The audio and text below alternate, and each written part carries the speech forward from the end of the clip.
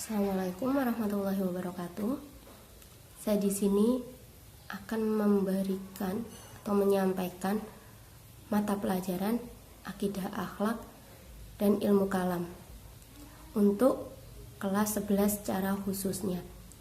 Nah, di bab pertama ini untuk materi akidah akhlak dan ilmu kalam akan saya bahas menjadi satu. Karena di bab pertama itu isinya adalah sama, yaitu tentang ilmu kalam. Kita langsung mulai saja. Yang pertama yang akan kita bahas adalah tentang pengertian ilmu kalam. Pengertian ilmu kalam secara bahasa atau secara etimologi itu berasal dari kata ilmu dan kalam. Ilmu itu diartikan sebagai pengetahuan, sedangkan kalam itu adalah perkataan atau pembicaraan atau percakapan. Nah, yang dimaksudkan percakapan di sini atau perkataan di sini itu bukan perkataan yang kita ucapkan setiap hari, melainkan perkataan di sini adalah perkataan atau percakapan yang secara nalar atau bernalar dengan menggunakan logika. Maka dalam ilmu kalam itu terdapat ciri utamanya, yaitu adalah rasionalitas. Jadi dalam perkataan seseorang, dalam percakapan itu menggunakan rasio atau akal manusia. Nah, selanjutnya adalah pengertian secara terminologi atau pengertian secara istilah. Ini disampaikan ada 4 pendapat. Yang pertama itu adalah menurut Mustafa Abdul Razik. Menurut Mustafa Abdul Razik disampaikan bahwa ilmu kalam itu adalah ilmu yang berkaitan dengan akidah imani yang dibangun dengan argumentasi rasional. Secara garis besarnya adalah akidah imani yang dibangun dengan argumentasi rasional, jadi menggunakan akal manusia. Yang selanjutnya yang kedua adalah menurut Al-Farabi. Nah, menurut Al-Farabi di sini ilmu kalam itu adalah membahas tentang zat dan sifat Allah beserta eksistensinya.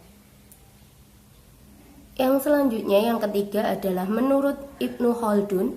Menurut Ibnu Khaldun itu adalah ilmu yang mengandung berbagai argumentasi tentang akidah imani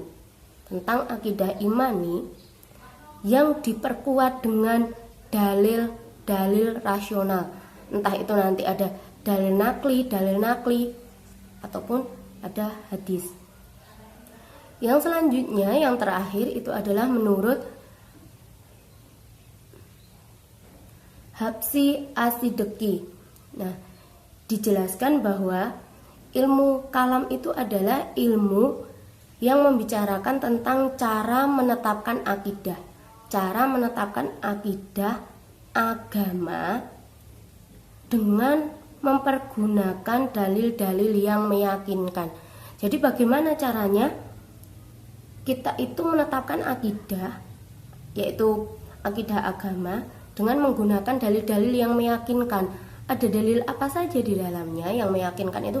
Ada dalil-dalil nakli, ada dalil-dalil akli. Nah, nanti akan kita bahas lagi dalil nakli dan dalil aklinya itu apa, nanti ada di selanjutnya.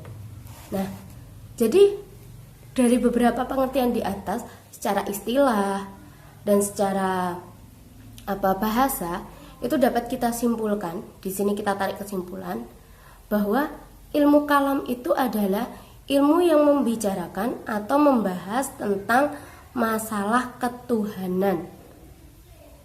Ilmu yang membahas tentang masalah ketuhanan atau ketauhidan berarti mengisahkan Allah dengan menggunakan dalil-dalil fikiran disertai dengan alasan-alasan yang rasional. Jadi ada dalilnya dan disertai juga alasan secara rasionalnya, seperti itu.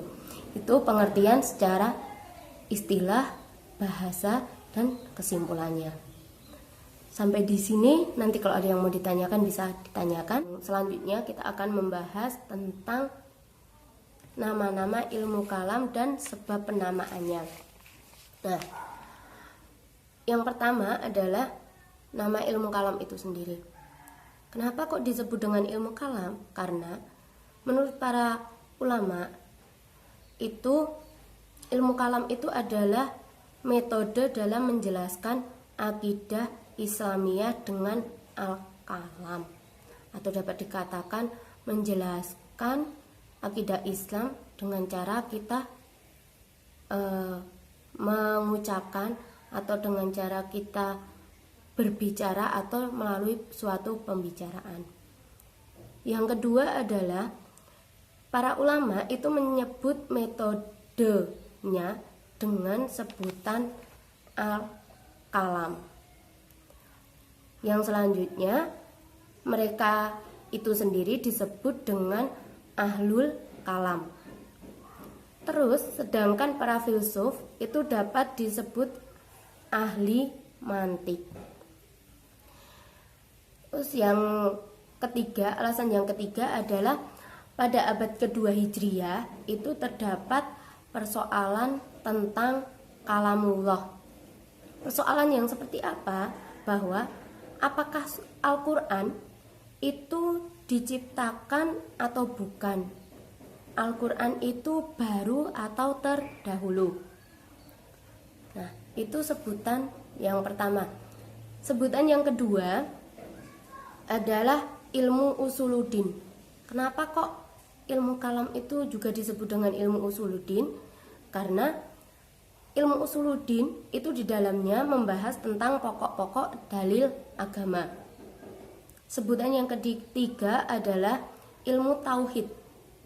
Ilmu kalam disebut dengan ilmu tauhid dikarenakan di dalamnya itu membahas tentang keesaan Allah Subhanahu wa ta'ala, baik menyangkut zatnya, sifat, dan perbuatannya. Yang keempat disebut juga dengan fikih al-akbar. Maksudnya disebut dengan fikih al-akbar karena di dalam ilmu kalam itu juga membahas tentang pokok-pokok agama. Yang kelima adalah teologi Islam. Teologi Islam disebut dengan teologi Islam karena teologi di dalamnya itu membicarakan tentang zat Tuhan dari segala aspeknya. Theo berarti di dalamnya itu adalah membahas tentang ketuhanan. Nah, yang materi selanjutnya kita masuk ke pembahasan ruang lingkup ilmu kalam. Ruang lingkup ilmu kalam ini sendiri ada 4. Langsung kita bahas. Yang pertama adalah ruang lingkup yang pertama adalah ilahiyat. Berarti ilahiyat itu masalah yang ada di dalamnya itu berkaitan dengan ketuhanan itu sendiri. Nah, aspek yang diperdebatkan itu apa? Atau aspek yang dibahas itu apa? Yang pertama yang dibahas adalah tentang sifat-sifat Tuhan. Sifat Tuhan itu ini pelajaran kelas 3 SD ya. Sifat Tuhan itu ada 3. Yang pertama adalah sifat wajib, yang kedua adalah sifat mustahil, dan yang ketiga adalah sifat jaiz. Nah, ini pelajaran untuk kelas 3 SD. Nah, sifat wajib itu berarti sifat yang pasti ada pada diri Allah. Ada 20 ya. Terus sifat mustahil. Sifat mustahil itu berarti sifat yang tidak ada atau pasti tidak ada pada diri Allah. Itu juga ada 30. Dan sifat jaiz itu ada 1. Nah, ini pelajaran kelas 3 SD. Sedikit saya ulang saja. Nah, yang selanjutnya yang dibahas adalah tentang kodrat dan irodat Tuhan. Yang ketiga adalah persoalan kemauan bebas manusia. Yang keempat adalah masalah tentang Al-Quran atau kalamullah. Selanjutnya ruang lingkup yang kedua adalah nububiyah. Maksudnya di sini nububiyah itu adalah hubungan yang memperhatikan antara Allah dengan makhluknya. Allah dengan makhluknya. Berarti yang pertama adalah terkait dengan utusan-utusan Allah dan tugas-tugasnya. Nah, itu berarti adalah seperti contohnya adalah malaikat. Yang kedua adalah tentang wahyu.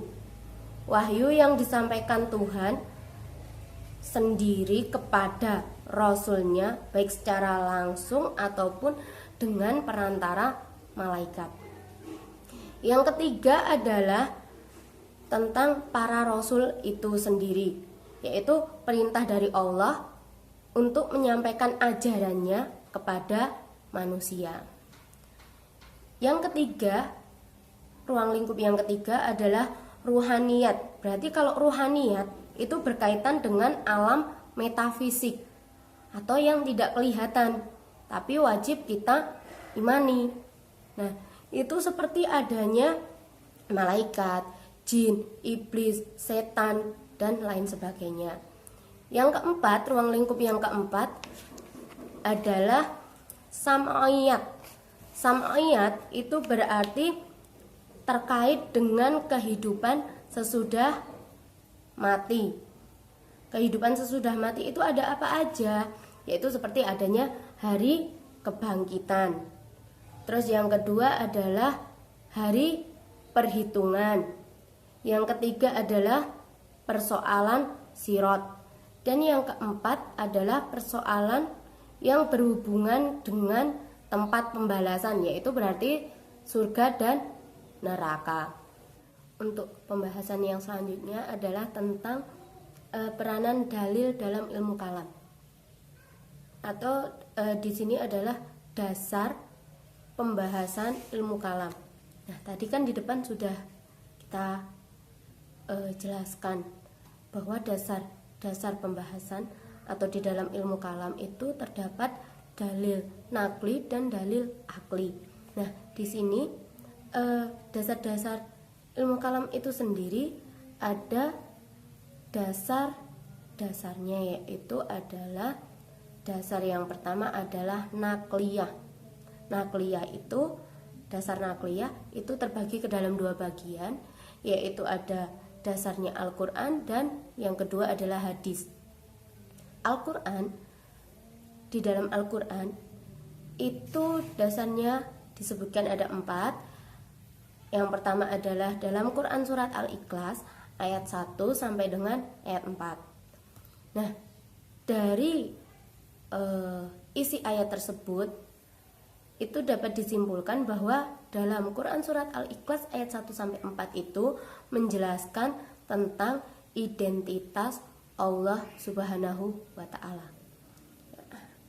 Tentang identitas Allah Subhanahu wa taala. Bagaimana toh identitas Allah Subhanahu wa taala? Seperti Allah itu tidak beranak dan tidak pula diperanakkan.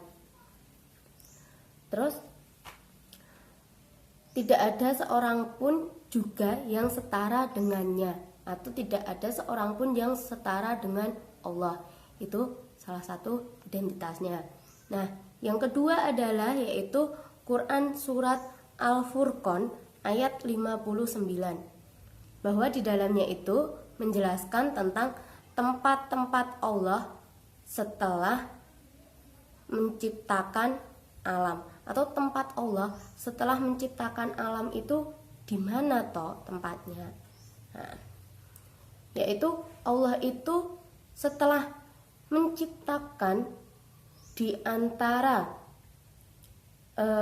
bumi dan langit, di antara keduanya itu dalam 6 masa, itu kemudian Allah itu bersemayam di atas ars. Nah, yang ketiga, dasar yang ketiga adalah dalam Quran surat Al-Fat ayat 10. Di situ dikatakan Quran surat Al-Fat ayat 10 itu adalah tentang kekuasaan Allah yang dinyatakan dengan tangan Allah Subhanahu wa taala. bahwa kekuasaan Allah itu di atas kekuasaan manusia. Yang keempat adalah Quran surat An-Nisa ayat 125. Nah, di situ dijelaskan bahwa Allah itu menurunkan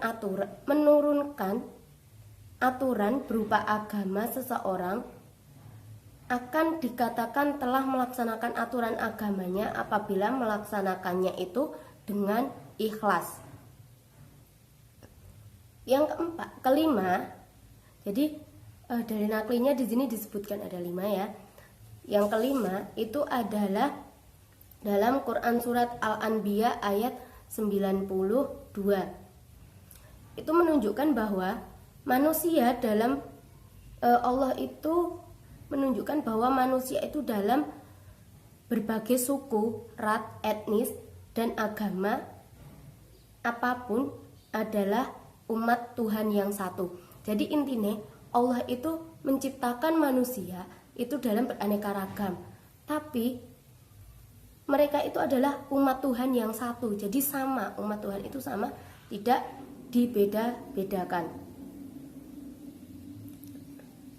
Jadi di situ maka dalam kondisi apapun, dalam kondisi bagaimanapun itu harus mengarahkan pengabdiannya itu hanya kepada Allah Subhanahu wa taala. Selanjutnya adalah dari hadis Nabi Shallallahu alaihi wasallam. Itu dari Sayyidina Umar. Jadi ketika para sahabat duduk di sisi Rasulullah, itu tiba-tiba ada orang yang datang. Ada orang yang tiba-tiba datang, seorang laki-laki yang datang. Dan dia menggunakan baju yang sangat putih dan berambut sangat hitam. Terus orang itu bertanya kepada Rasulullah. Dia berkata, dia meminta Nabi Muhammad SAW untuk memberitahu kepadanya apa toh itu Islam. Jadi Islam itu apa Rasulullah? Nah, Rasulullah itu menjawab, Islam itu ketika kamu bersaksi tiada Tuhan selain Allah. Tiada Tuhan selain Allah, dan bersaksi bahwa Nabi Muhammad itu adalah utusan Allah. Selain itu juga ketika engkau mendirikan sholat, menunaikan zakat, puasa, dan berhaji. Nah, jadi Islam itu ketika di rukun Islam itu kan ada 5, yaitu ketika kita dikatakan Islam itu kita yaitu mengucapkan kalimat syahadat, sholat, puasa, zakat, dan haji. Nah, selanjutnya beliau bertanya lagi orang tersebut, apa toh itu iman? Nah, iman itu ya ketika seseorang itu mengimani rukun iman yang ada 6 itu, seperti beriman kepada Allah, sampai yang terakhir beriman kepada qada dan qadar Allah. Terus orang itu bertanya, kemudian apa itu ihsan? Nah, ihsan itu seperti ini, ketika engkau beribadah maka seolah-olah engkau melihat Allah. Tetapi jika tidak, maka berpikirlah bahwa Allah itu selalu melihat perbuatan kita. Itu yang dinamakan dengan ihsan. Nah, hadis itu tadi adalah hadis dari riwayat Muslim. Nah, sebenarnya siapa yang datang tersebut? Tahukah engkau siapa yang datang kepada kita tadi? Sebenarnya yang datang itu adalah malaikat Jibril. Malaikat Jibril datang kepada kita untuk mengajarkan tentang suatu agama. Nah, itu adalah nakliyahnya atau dalil nakli. Selanjutnya adalah akliyah. atau dalil akli. Nakliyah atau dalil akli di sini itu ada dua, yaitu dari pemikiran manusia itu sendiri, dan yang selanjutnya adalah insting. Nah, pemikiran manusia yaitu menggunakan rasio atau akal untuk menjelaskan hal-hal yang berkaitan dengan ajaran agama Islam. Kalau insting itu berarti manusia itu memiliki perasaan, manusia itu selalu ingin bertuhan. Kita sudahi dulu materi kali ini. Kita lanjutkan pertemuan berikutnya. Nanti kita masih ada materi tentang fungsi ilmu kalam itu sendiri dan hubungan ilmu kalam dengan ilmu yang lain. Nah, sekian untuk materi kita hari ini. Kurang lebihnya mohon maaf. Wassalamualaikum warahmatullahi wabarakatuh.